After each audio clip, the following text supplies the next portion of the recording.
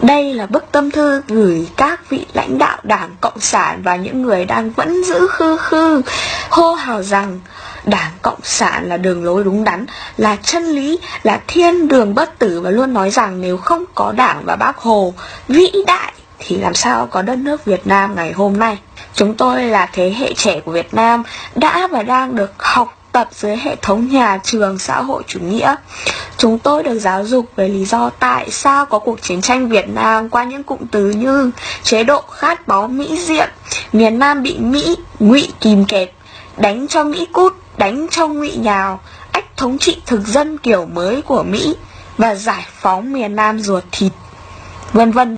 Nhưng ngày nay, với sự phổ biến của công nghệ thông tin, với Internet, chúng tôi đã biết nhiều hơn về những thế hệ ông bà bố mẹ của chúng tôi và lý do tại sao, do ai gây ra cuộc chiến Việt Nam 1954 đến năm 1975 hoàn toàn không phải như chúng tôi đã được tuyên truyền và nhồi sọ ở trên trường.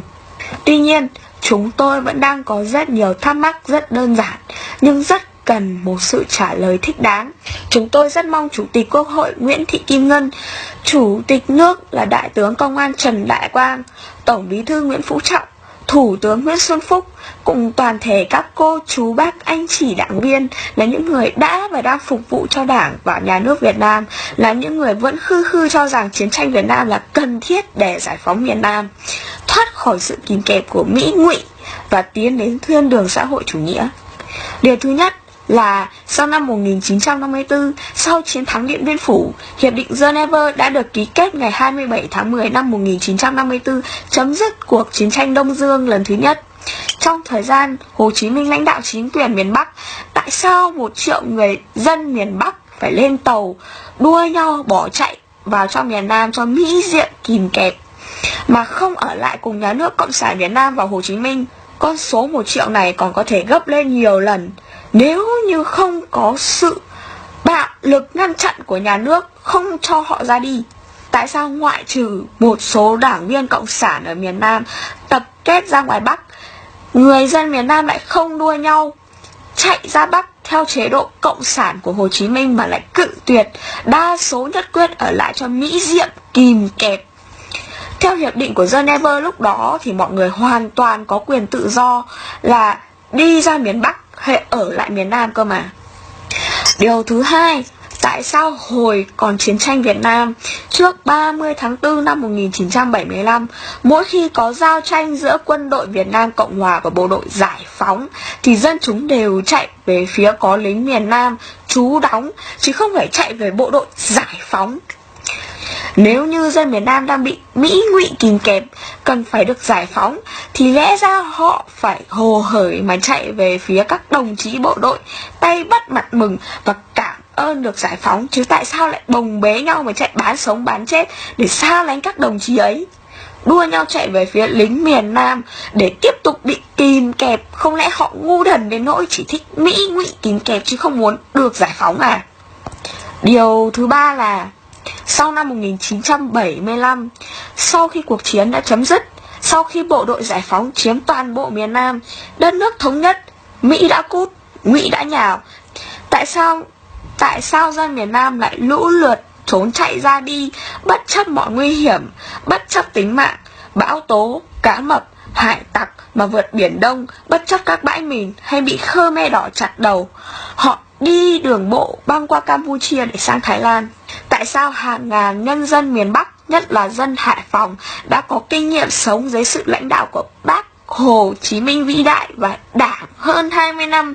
cũng bỏ miền Bắc xã hội chủ nghĩa, vượt vịnh Bắc Bộ để sang tới Hồng Kông, mong có cuộc sống tốt đẹp hơn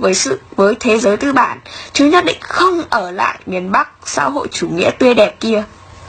Điều thứ tư là năm 2017, sau khi hòa bình đã về đến trên quê hương đất nước được 42 năm, Đảng Cộng sản đã lãnh đạo đất nước được 42 năm, thì tại sao dân chúng vẫn còn lũ lượt tìm cách rủ nhau để ra đi? Họ tìm cách bán nhà, bán cửa,